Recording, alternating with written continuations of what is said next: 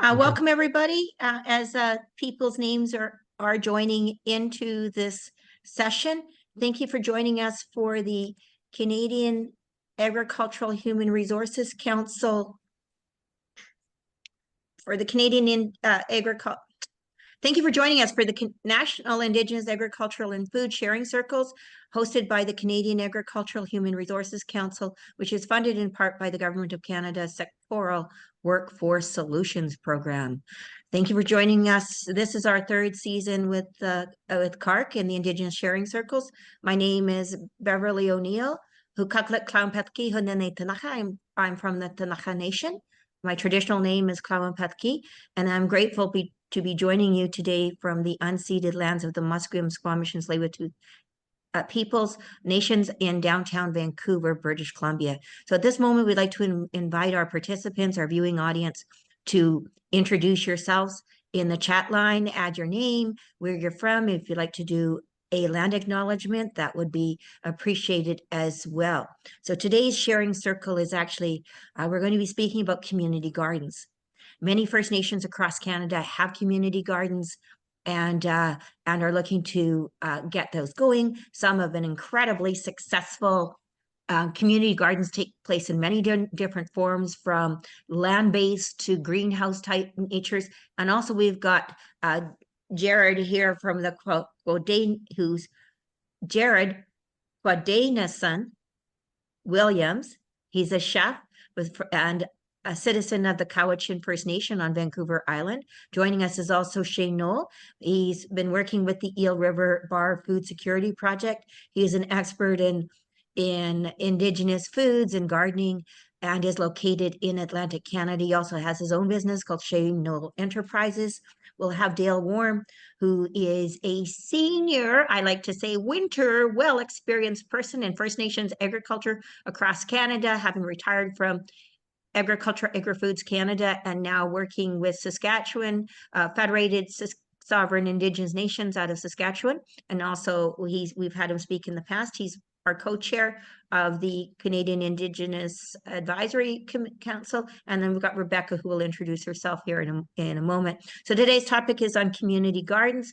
We're going to learn how to set them up, tips on setting them up and getting them running so that they are sustainable in the long term. I've heard of community gardens have gotten started, and then they might be located in the wrong place where community people don't go, or you don't have that driver going apart. So we're going to hear about what the success stories are. For those of you in the audience here, of course, don't forget that these sessions are being recorded. So at the end, CAHRC will edit them and post them online, so they're welcome, so you're able to see them and share them with others itself. We will be finished at the top of the hour. So when you do that, when we do that, there will be a draw for Indigenous participants. You must be present to win. So those of you who've been on the session before, if your name is drawn, just throw a quick note in chat so we know you're there, and we don't draw another name as well. So we'll be doing a draw for $100. And when you exit Zoom, the system will automatically send a post-session survey. So we do appreciate and encourage you to do that survey. It's a quick questions on how we can make these sessions better, ideas from you for speakers, and other ways we can help Indigenous agriculture. And here's my first pun of the session: help Indigenous agriculture grow. Jarden, I don't have many of these. What can I say? Sorry. Yeah, yeah, the same ones, growing strong. Yeah, and if you were at the last session, we talked about fertilizer and how you really need to do that. So I'm going to ask Dale, and then Rebecca, if you can do a quick introduction on behalf of, first of all, the Indigenous Sharing Circle Advisory Council Committee, and then Rebecca on behalf of CAHRC. Dale. Oh, okay.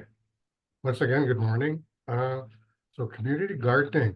I think it's becoming, or it always has been, a passion of mine. And I think most Indigenous people have the same idea. Like say back in about up to about the 50s, 60s, like in my home community, people had big gardens. There used to be big farmers, right? Cattle and grain. The cattle and grain farming kind of went. Then there's some people still doing gardening, but now I don't think anyone has a garden around a personal garden around their home. I know that on my reserve, they did start a community garden, and I don't know what the status of it is right now. The thing about community gardens is, I think it it addresses some issues like a lack of access to nutritious foods, our reliance on store-bought foods that are usually high in sugars and sodium, and it's sort of a diet sensitive, or addresses diet sensitive diseases and obesity. And I think it's really good to get the whole community involved, because I've seen I've been in communities where the chief and council were involved, the elders were involved, and all the community members, the kids, and the adults. In this garden, they also grew sort of the medicinal herbs that they used, the medicinal plants in one area. And they always had a planting ceremony and a harvesting ceremony. And they've also gone on from that, and they were doing added value. So I haven't kept up with them, and I don't know how they're doing with that now. But the good thing about it was that the whole community got together, and they would talk. It's sort of like, when a family gets together, you visit and you talk, and you're at the same time you may be doing some kind of activity. You're either playing cards, or you're working outside or inside or whatever, right? Doing something together. And there's always this discussion that happens, right? They start to talk about, oh, this used to happen, or that used to happen. We used to do it this way, and this is how things should be done, right? So when it comes to modern day community gardens, I think it's good to have a topic that people could, or suggest a topic that people can kind of discuss. And then, maybe we'll get into the natural discussion of what's happening in the community. Dale, that's a great segue into what community gardens can be and what they have been in our communities, a place to bring people together, provide healthy food sources, and share stories. Yeah. So it's really great. Thank you, Dale. We're going to move over to Rebecca for an introduction from CAHRC. Perfect. Thank you. Good morning, everyone, or afternoon, depending on where you're tuning in from. My name is Rebecca Balston, and I'm the Stakeholder Engagement Specialist here at CAHRC. CAHRC is a national nonprofit organization addressing the HR needs of the agriculture industry through labor market research, programs, and tools for farmers and agribusinesses. On behalf of everyone at CAHRC, I'd like to welcome you to the Sharing Circles as we move just past the halfway point of this series. I also wanted to take the time to inform you of our funding for training initiatives for Indigenous participants, and that we are still accepting applications, but the deadline is next week on Wednesday, January 31st, and I'll provide a link in the chat in a few moments. If you'd like to hear more about CAHRC and our programming, please tune in next Tuesday, January 30th at 1 p.m. Eastern Time to our very first installment of CAHRC's Corners, which is our virtual information hub. And again, I'll put the link in the chat. With all that housekeeping behind us, I'll pass it back over to you, Beverly. Great. Thanks, Rebecca. So just a quick note there, Rebecca had mentioned a program for Indigenous communities itself, and it's funding to support training programs. So if you have something that's ready to go and you're looking for funding to offer training, connect with a CAHRC, it's a really easy online application to do, and quick turnaround, easy to do, and let's get more people involved in Indigenous agriculture. So I am now going to bring us into, of course, people more important than me, and returning us to, again, Shane Noel who's with the Eel River Bar Food Security Project in Atlantic Canada, followed by Jarden Qwustenuxun he's with the Cowichan Nation, and community gardens, as I mentioned, comes in many different forms, from land and also water-based. So we're going to start here with Shane Noel. Please, by the way, do look in the chat to see all the amazing people that are with us today, joining online. For those people that may have, that may want to see a visual display of what is being said, you can also turn on your Zoom feature, the closed captioning. And so that will appear on your own computer as well. So Shane, let's turn over to you. And let me know when you want me to change the slide. Hello, my name is Shane Noel. I'm here representing Ukpiganjig, New Brunswick, and their food security project. We do a lot of things at the food security project, mainly food security and education and food awareness. So the picture that you see behind you is just one aspect of our food security project. It's our passive solar geothermal greenhouse. It's a greenhouse that operates roughly about 300 days a year right now. We're not using any supplemental heating. And so we're trying to up that number. We're going to start doing some insulating and look at some new technologies such as insulated blankets. If you'd like, you could move on to the next slide.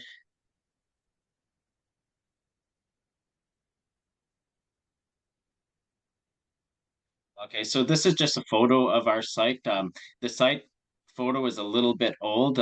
You can see the building that used to be our potting shed. It's now being converted into a hydroponics building. We're going to use the hydroponics and sell it to restaurants. We're going to sell herbs and lettuce and specialty greens. We're going to do some market research to see what the demand is.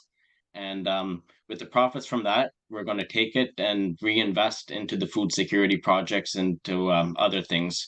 So we have composting right now on site that you don't see. We have a Earth Cube composter, which is fairly large. It can take about 50 pounds a week of compost.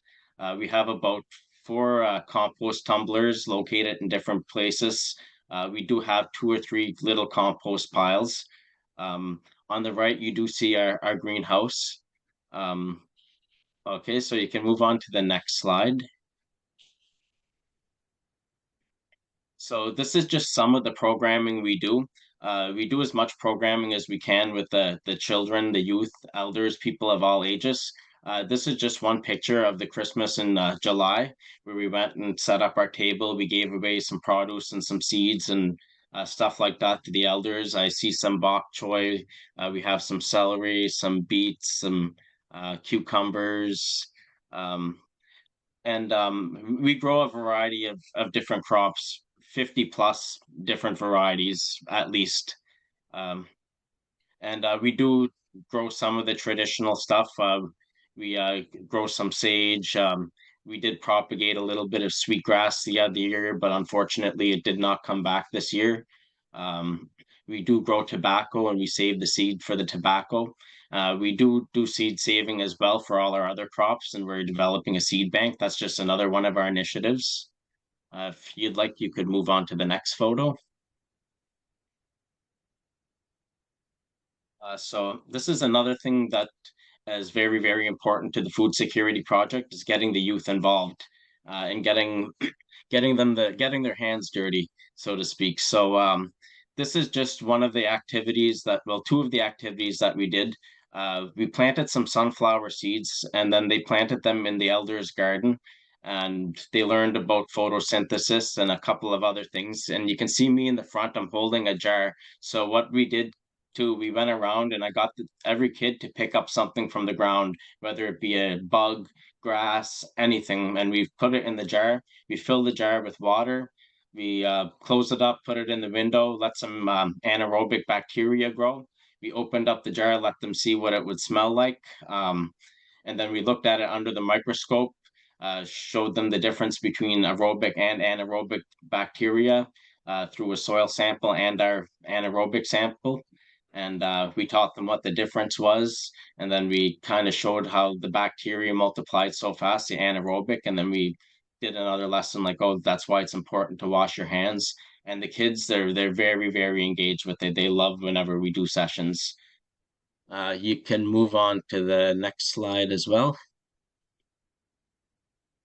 So this is early construction of the climate battery, or geothermal system, in case anybody is wondering what it is or what it looks like. So it's tubes in the ground. So four of them are your intakes. So fans go in four of the tubes, and when it's hot out, the fans blow the hot air in the ground and they heat up the ground. And at night, and when it gets cooler, what you do is you turn off the fans, and then you have your one exhaust. And just because of physics, the heat rises from the ground and it'll keep your greenhouse warm at night and help you extend your season. Um, I don't know if I have another photo. If I do, you can move on. Okay, so this is just another thing we do every year. We give away plants, starter plants, seeds for people to start. We do education with the elders and older people in the community too. Like we did intro to agribusiness. I did a couple of composting workshops. The picture on the right is some work that has been done on our what used to be our potting shed building. We have a hermetic seal floor right now. So we can bring in our hydroponics and keep everything food grade and as clean as possible. Right now, we do need a little bit of construction upgrades. We would like to see uh, we'd like to see a breezeway being installed so we can take our shoes off and get dressed and undressed before we go in, so we're not bringing in snow, salt, dirt, and stuff like that. I don't know if there's any more photos. If there is, you can move on. That is the end of the photos, Shane. So that is terrific. Thank you. I loved how you had the photograph of the children with the jars. I mean, what I know about kids is, don't they like to say, smell this? Oh my God, that was their favorite part. Like as soon as I opened the jar, like the teachers like left the classroom and the kids were like loving it. They laughed so much. They were like, "Ew, it smells so bad." Yeah, yeah, smell my finger on that one, huh? Yeah. Yeah, really, really great the way you got kids connected and doing something that they really, really love to do. By the way, you guys listening to us online here, feel free to add any questions in. We're going to switch over here to Jared, and then we're going to open it up for some questions, and then maybe Dale will then also want to add some additional comments. So feel free to add questions into the chat or into the Q&A feature as well, and I'll bring them forward. Let's go over to you, Jared. So I think you've got a couple slides you wanted to share with us. Yeah, just wanted, to introduce myself. Siam na siya, siam na swalakwa, siam na swalmoch, enta swalmosne, Qwustenuxun right there, Qwustenuxun. Siam skukata kawatsen, stimoch, hitza lalamechen at the swalmos atlins, eat the swalmoch tlaken. I wrote, the translation to that is in the chat, so I don't have to just keep on repeating myself there. I'm going to share. So I'm going to share something a little bit different. So out here on the west coast, we dominant from the ocean. And so a lot of the work that we've actually been trying to highlight is the recreation of our traditional harvesting areas. And one example of that is what we call a clam garden.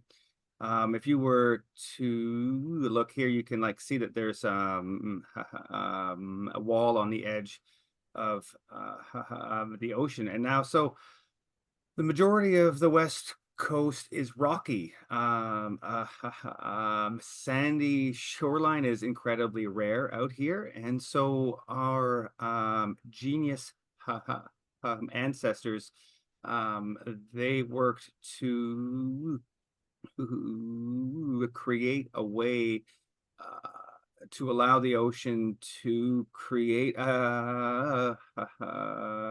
sandy areas. And so if we add this rock wall at the edge of the low tide line, then over a generation, the ocean washes in all that silt and sand and actually raises it up to look as it is here. And so all over, the islands here, we have the remains of these, what we call CAHRC. And so what we're trying to do is actually, like a lot like Shane, we're trying to get, the youth out here to help us reclaim these traditional harvesting areas. And so one of like the activities is actually to divide the youth into two teams and try to see who can move the most rocks onto the rock wall while we're there. And they love that. But while they're trying to win, they're actually working on the rock wall and removing rocks from the clam habitat. And now these clam gardens are kind of like agriculture in the way that we actually save seed clams from other areas, and we then try to introduce them into these gardens, and we choose the largest and the healthiest, and then within a generation, like these clam gardens are actually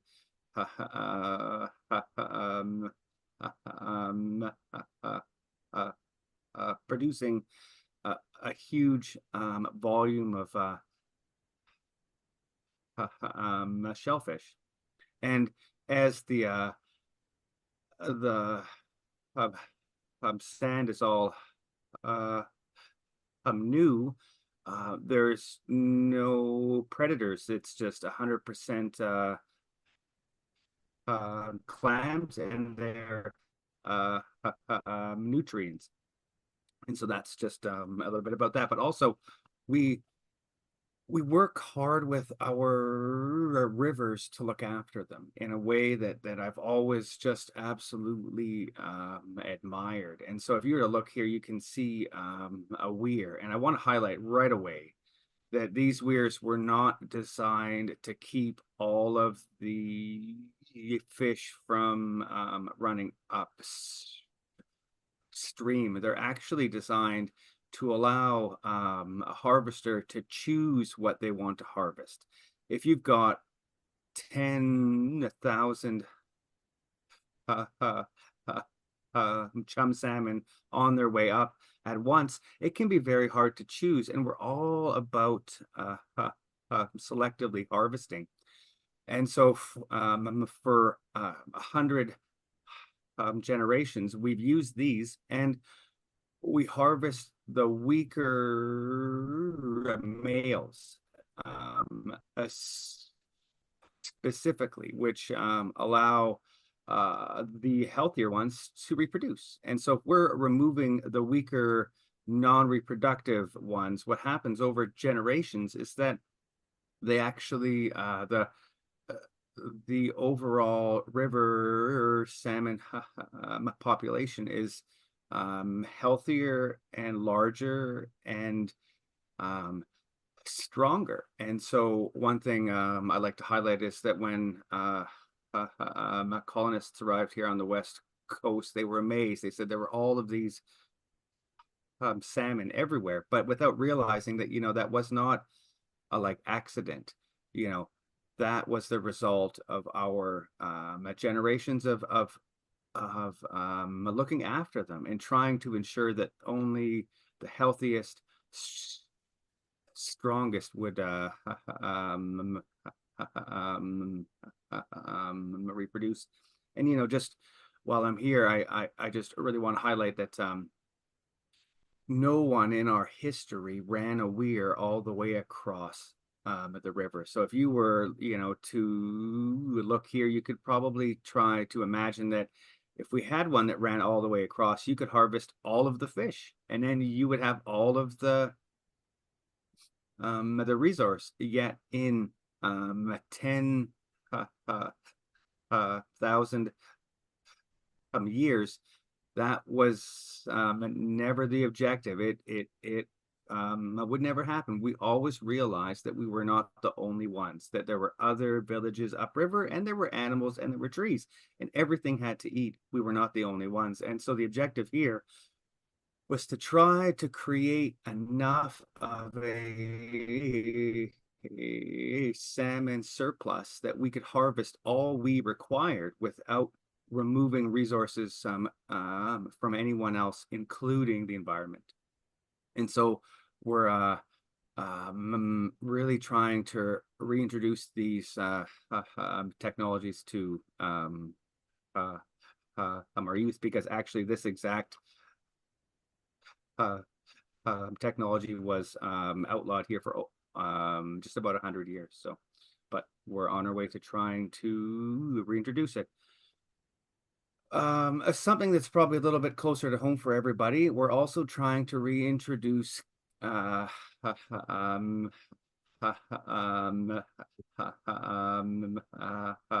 camas, which is actually on land. And camas is our traditional root vegetable that was really high in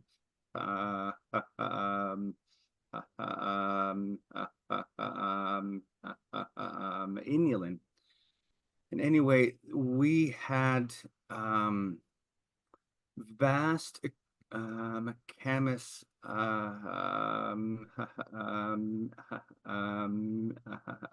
meadows that were looked after by predominantly women for generations. And it wasn't that it was a less than job. Actually, out here, we are highly matriarchal, and it's that the women were the ones who legally owned these lands. And so a lot of our wealth was actually designed around acquiring and drying and trading these roots. But in order to ensure that we could harvest them, we had to know how to do prescribed burns. And we would be well, right about now, in about 3 weeks, we would be readying to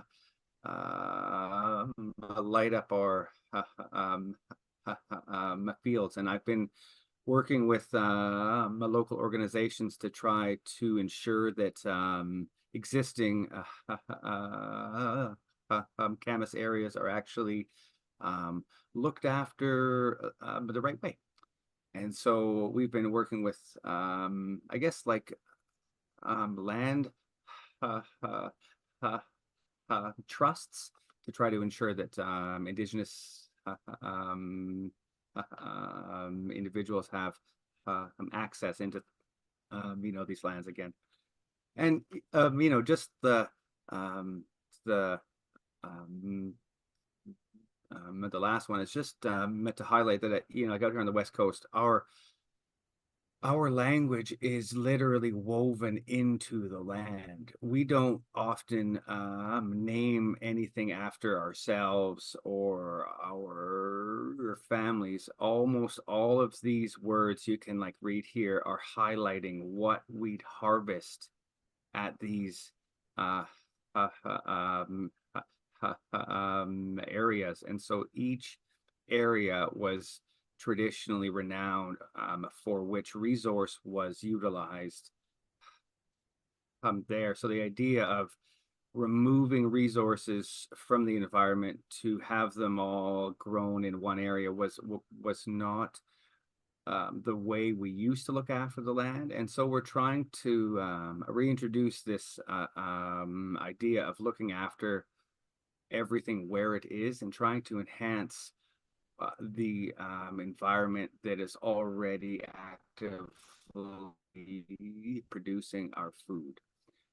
I could probably talk for hours, but I would love to hear if anybody has any questions on any of that. And yeah, so I guess that is it for me for now. CAHRC. Hey. That is pretty cool, Jared. I love that you brought in examples of how your ancestors worked with the land for providing food security itself and how you're reviving that. You mentioned blue camas. You know, here in the I'm from the Ktunaxa Nation, and we too harvested blue camas. Someone had mentioned that they just read a book called Blue Camas by Daniel Marcoux. And I understand, though, the key thing about camas is making sure you pick it at the right time. Can you expand a bit more on that? Because we talk about First Nations gardens and community gardens, we also can't help but talk about harvesting and foraging. So talk a little bit more about how our ancestors might have harvested and made all of their lands their community garden. Absolutely. Camas in particular, there's often a concern about white camas, and so white camas is highly toxic, and so we want to try to avoid it. Now, where I live, we actively moved it. So to harvest camas, we would roll over a half a meter by half a meter by about 6 inches deep. We would actually roll over that chunk of the earth, but trying to leave it whole, and only ever try to harvest. How do I express it? There's words in our language that we view specific camas as the matriarchs, and so when you roll over the earth, you can really tell which ones are highly reproductive, and we leave all of those ones, and we harvest the younger, larger ones. And then we return the earth to exactly where it, like it actually was, but only actively trying to harvest 20%. Now, in regards to white camas, we generally harvest it all. We harvest in the fall, but they flower in the springtime, and so in the springtime, we would then roll it over and remove any white camas, and actually elders would have white camas at the edges, and so that it was almost a way to create a line to know whose land was whose, right? If you were to walk there in the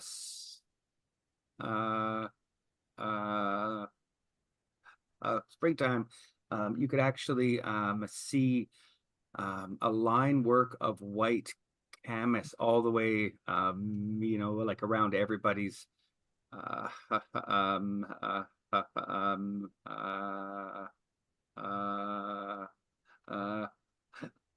lot. And so, yeah, there's lots to do with camas. There's actually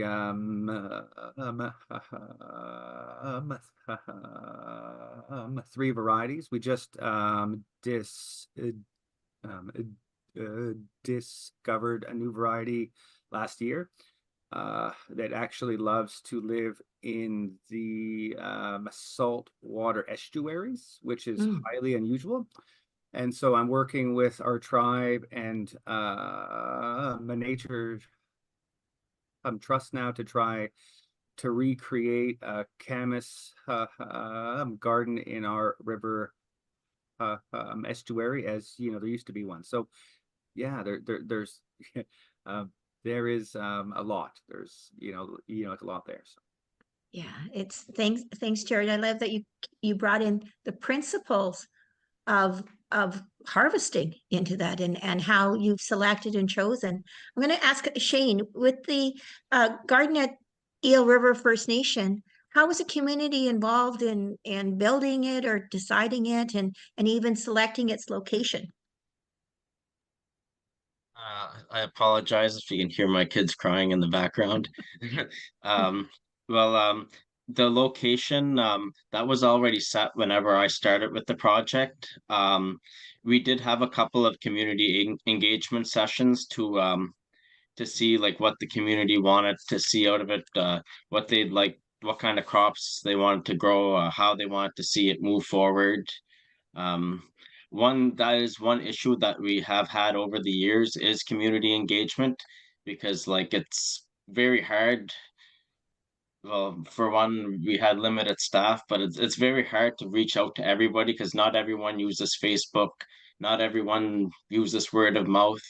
And in the communities, well, the communication differs depending on your experience. So that was one issue that we have had, like is communicating the whole project to everybody. But we tried our best through public engagement sessions, doing courses that were advertised and uh, stuff like that, having meals, doing whatever we could.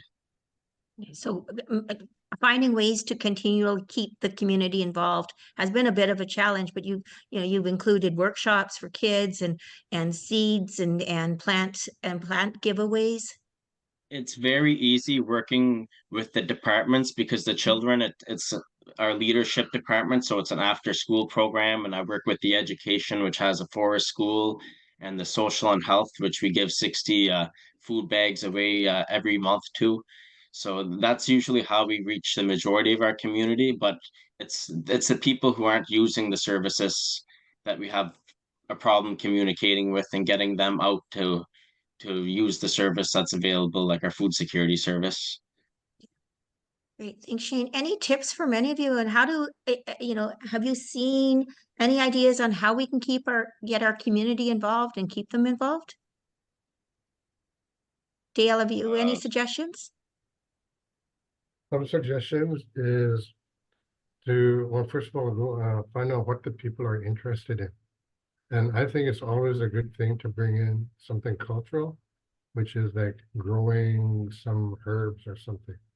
They may have some, I don't know, not a taboo exactly, but they may feel uncomfortable growing some kinds of herbs, but other stuff I don't think they would.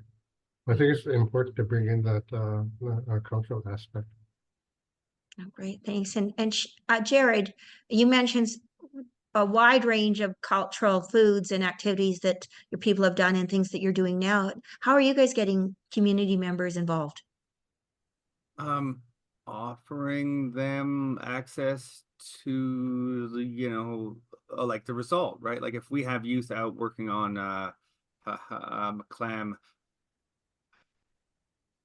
gardens, we also remind them that, in January, we're out there doing the harvesting. And so it's like if we can encourage them to help us, they actually help themselves, because when they want it, like it's incredible to watch individuals who are low income and everything out there is incredibly expensive, all of a sudden realize that all they have to do is walk to the edge of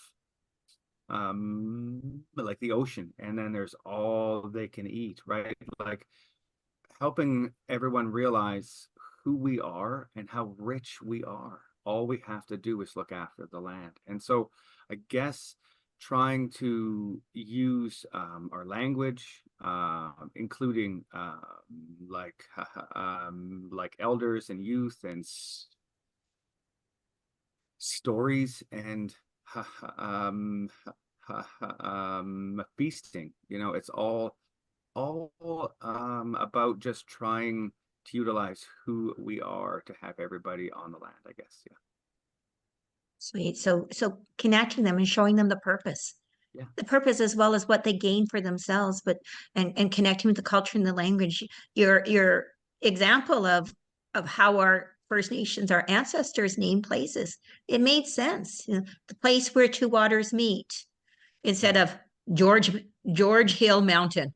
It's like, yeah, that makes sense. We'll find that one easy. Monty. Yeah, because it looks like George, right? That's So right, right. Who is that yeah. guy anyway? Like naming made sense. And even our First Nations traditional names in many ways make sense and how people were named. Shane, what about you? What are your tips for getting community involved and what brought recognition of the need for any community gardens? So first off, I'd just like to add on to what Jared said about like everything you have is right in front of you. Like that's one very important aspect of our food security project too. Like we do a lot of foraging and we give out pamphlets whenever we'll give some of our forage stuff in our food bags and we'll give out little flashcards saying what it is, some health benefits, how you can cook it, and like a lot of feedback we had was like, oh, like you're giving us weeds. And then like we would like explain to them like we'd really sell the health benefits and stuff like that, and we'd put recipes on it and like that's kind of how we would get people involved in that. For the community engagement, a big thing we would do is having composting sessions, information sessions like intro to agribusiness, stuff like that. We would have a food table that we would set up in front of the band office. Sometimes we would just leave produce like in the band office so anyone could pick it up.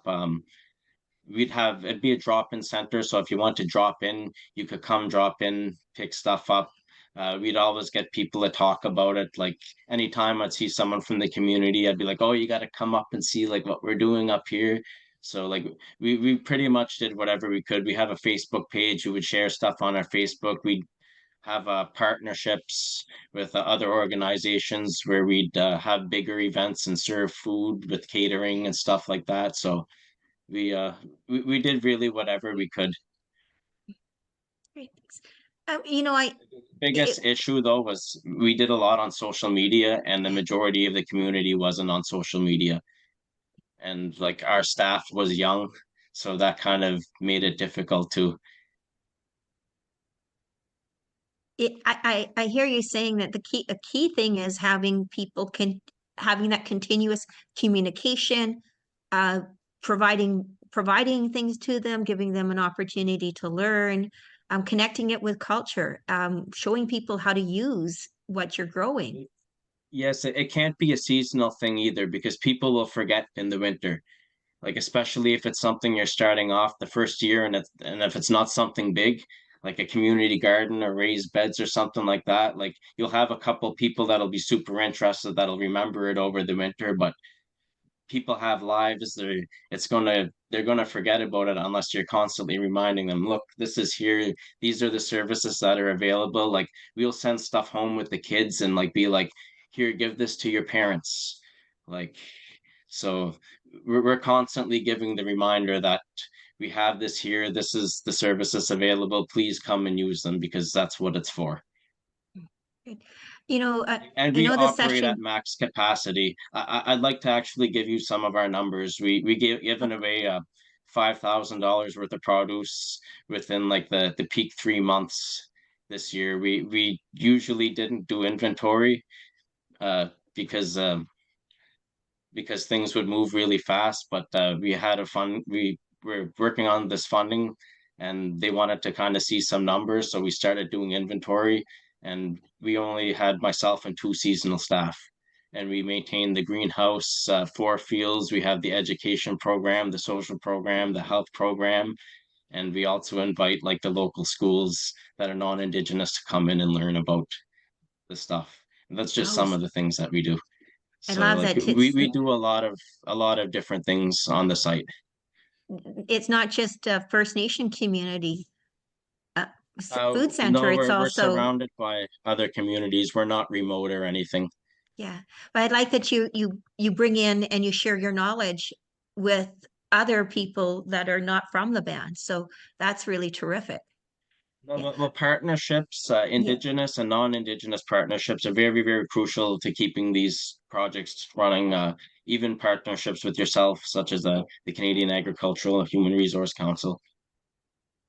So how are these projects funded? That's a It's always a question like how can a First Nation, a community get started with building? I know we've called this session community gardens, but many of you are not calling it a community garden. You're calling it, might be called a clam bed, and Shane, you called it food security, so it might be called different things. So you might even just call it a greenhouse, but it's about bringing people together. So how can a First Nation or a community or an organization get something like this started? The federal government usually has funding programs. A good one to start with is the LFIF, Local Food Infrastructure Fund. That closed, unfortunately. We got funding for our hydroponic project through that. But Was that federal, you Shane? can, yes, Okay. you can get funding through Indigenous Services Canada, CDWA funding. There's different avenues. For food security, the funding is fairly limited, but if you want to get into agribusiness, there's tons of it available through Agri-Food Canada. Okay, thanks. Jared, what are your thoughts? And then we'll go over to Dale. How do we get First Nations involved? Yeah, well, in order to get funding out here on the West Coast, we just had released the new relationship trust, which is allowing individuals to apply for Indigenous food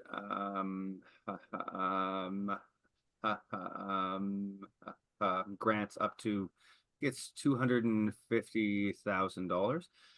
And along with that, I would argue that the majority of the funding we utilize is grants. We operate with and through the Hulk Meetingham Lands and Resources a non-for-profit society, and so we have to reach out to acquire grants because honestly our tribes don't usually have extra funding to be able to do this work, and so we're out there trying to ensure it actually happens anyway. So yeah. Great, thanks, Jared. Like your suggestion of the different programs, but there's lots of different angles. Both Shane and Jared, you've mentioned it's you don't just look at agriculture, but look at the value and the benefits of it. And on that, Dale, what are your suggestions on how do we get First Nations involved? I think there's two ways.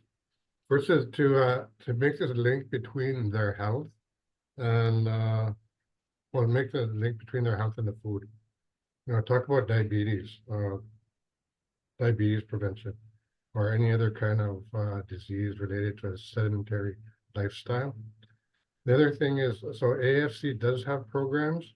One of them is called CAHRC, which stands for Canadian Agricultural Loans Act. However, that would probably require politics, and it's a change in legislation. It's where 500,000 is available to individuals that are farming.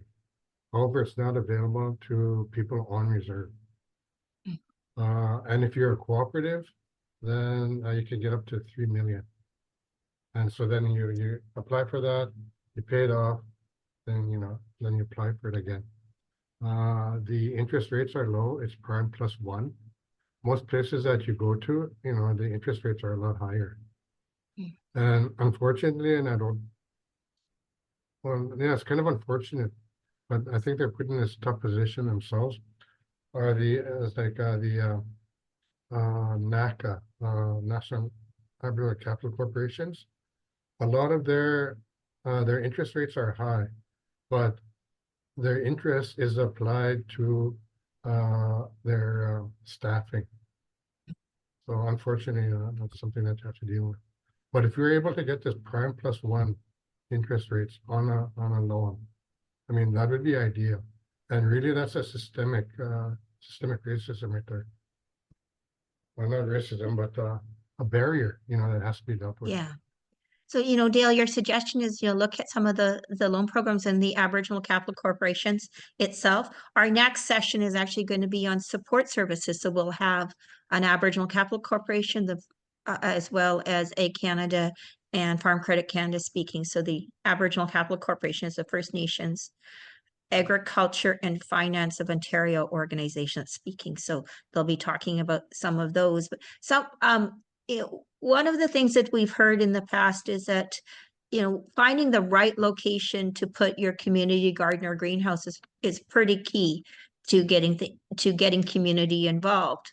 Any other suggestions on things that might be barriers that communities should be aware of that would help them establish a stronger or more successful community garden, greenhouse, community food program?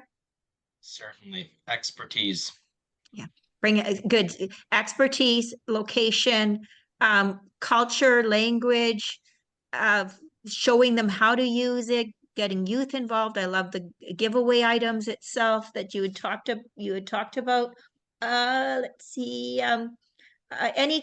Shane, you mentioned partnerships. What are the top 2 partnerships you think are critical to having a successful garden?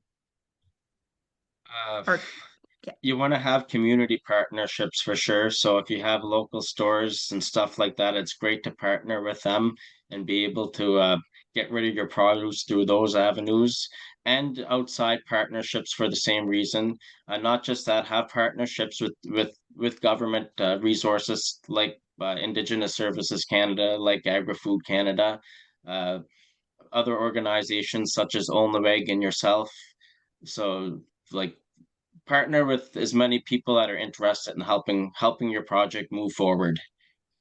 And I'll tell you, like with working on a project like that, like it's very easy to tell when somebody's excited to see your project move forward and they want to see it successful, and when they're not interested, like I'll tell you that right now. Yeah. For those of you that don't know what Ulnaweg is, Shane has mentioned it a couple times. It's one of the Aboriginal capital corporations in Atlantic Canada. So ULNOOWEG,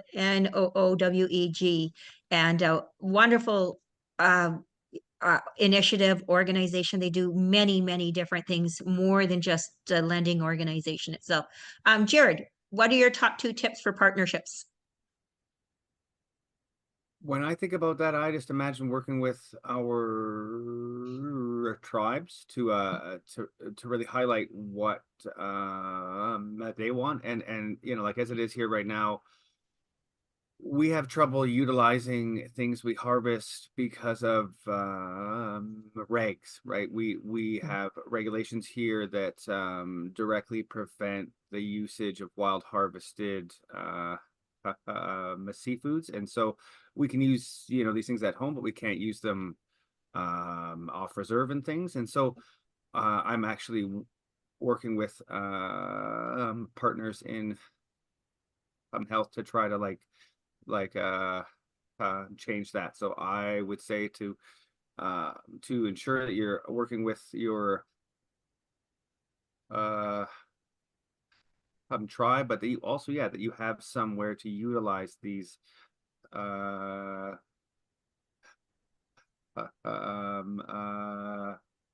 foods once you have them.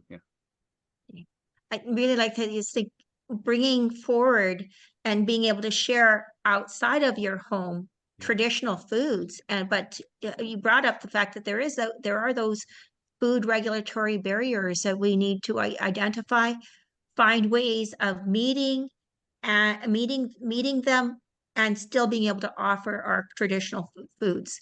So we do have another session coming up called Harvesting and Foraging, and I think next month, it'll be next month as well. So we've got on that one, the Small Scale Food Processors Association. Candace Appleby speaking along with Chef Ray Bear. So I think it was one that you weren't available to speak at, Jared. That's why we got you on this one. But we can't talk about Indigenous foods and agriculture without there's so many elements that link together. So your bit on aquatic gardens is cool. Dale, what is your final tips on any ways to get these started, and what type of partnerships? Top 2 tips. Top 2 tips. Don't start huge. Don't start with a $10 million project. Start with small. Learn about it first. Number 1. Number 2, link everything to bring in all the expertise that you can. and work with partners. Oh, very good. And I love that, Shane, when you talked about yours, you talked about the plan and how when you showed that image, when the image of the two buildings on the site, that was at the beginning and how you've expanded it. And in our last session, Derek Hastings from the Yukon in Dawson City for Trondike First Nation, he talked about that how they were expanding, and so did Annette Pelche out of Ontario, speaking about planning for growth. So Planning is very important too. If you don't have a plan, like a 5-year, 10-year, 15-year plan, it's going to be very, very hard for your project to get anywhere and very hard for you to track what your progress is. yeah, those expansion plans, it sounds like that's really important. You know, how are you going to start out? Make sure you got the good expertise, the right foundation to start with, respond to community needs, get them involved right from the idea and concept to getting it established, and ways to continually get them involved. And Shane with the smell my jar. That was that was really That's training our next employees as well. Yeah. It's not just like in community education. Like if the project grows to something that's very, very big, well, we'll have the next generation of expertise to take it over. We won't be looking outside of community, for example, and that's very important. I like that you brought in the youth.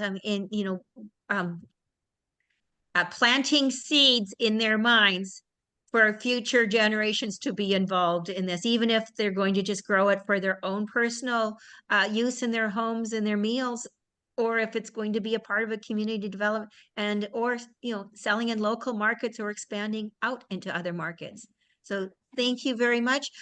This is we're almost at the top of the hour, so I just want to do a quick rundown. I want to say thank you to Jared, to Shane and Dale for sharing their ideas and their expertise on community gardens, food security, bringing in culture and language partnerships, planning, as well as ways to build future generations in food security as well. Restoring our culture, our language, and our knowledge. Very, very key on that one. So as Rebecca is getting ready to do our draw, $400, reminding everybody that's in our viewing audience that these draws are, you must be in attendance to win. So if your name is drawn, please be ready to put in the chat right away that you are there. Quick reminder of some things coming up. So we've got guides and information sheets that we're doing. These are going to be startup guides on how to do greenhousing, regenerative farming, community gardens, building in and bringing in a lot of this stuff, composting soil, as well as beekeeping. And we'll be doing some information sheets, food labels, links, small scale animal farming. We've also added in 2 more. One guide is on reconciliation, building allies and partnerships, and the information sheet is the third information sheet we're doing is going to be on some of the critical elements to getting started and stuff. Our future session itself, we've got coming up in 2 weeks, support services, connecting and supporting Indigenous farming, the role of support agencies. So we've got Robert Ransom from Agriculture Agri-Foods Canada speaking on Pathfinders. We've got Camden Lawrence of First Nations Agriculture and Financing of Ontario, and Monica James with Farm Credit Canada. She's located in Atlantic Canada. They're going to share information on their programs and services, gives you a chance to ask questions on funding as well. Following that, 21st is on harvesting and foraging. A lot of what Jared said is going to come forward. And then our last session in March is on Indigenous women in agriculture. Anyways, thank you guys all for attending. Really appreciate you spending time on here. Next thing we would like to do, remind you the sessions are free. Feel free to share the contact with people. And we hope to see you in 2 weeks for the support funding agency. Again, thank you to Jared, Shane, Dale for sharing their knowledge. Everyone have a safe day, stay warm, and we hope to see you in a couple of weeks. Thanks, everybody.